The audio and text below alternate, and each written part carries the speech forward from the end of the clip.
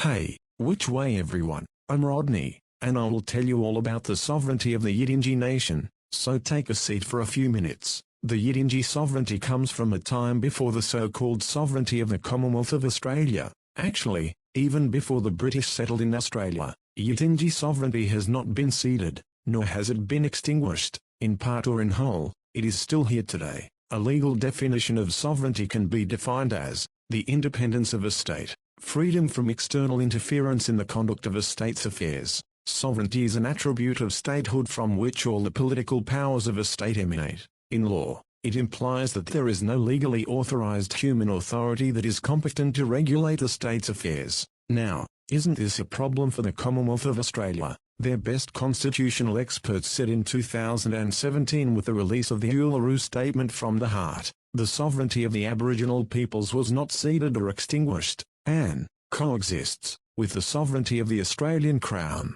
How can it coexist? It is either sovereignty, or it is something else. Even a lesser form of sovereignty is not true sovereignty. Further, in the Uluru Statement, it was stated that the Aboriginal nations were first in time, from a time well before that of the Australian Crown. This means that the Aboriginal nations should be free from the external interference of the Commonwealth of Australia. There is no treaty to cede some or all of that sovereignty to the Australian Crown. I think the so-called sovereignty of the Australian Crown is something else until there is a treaty. The Aboriginal nations can only be sovereign when the members of the Aboriginal nations are in the correct standing and capacity, just as the Yidinji nation is doing. The sovereign Yidinji government is created pursuant to the original and continuing sovereignty that predates that of the Australian Crown. What a problem for the Commonwealth of Australia. But the Yidinji nation wants to help the Commonwealth of Australia. This can be sorted by a treaty between the Yidinji nation and the Commonwealth of Australia. A treaty the Yidinji way is the way.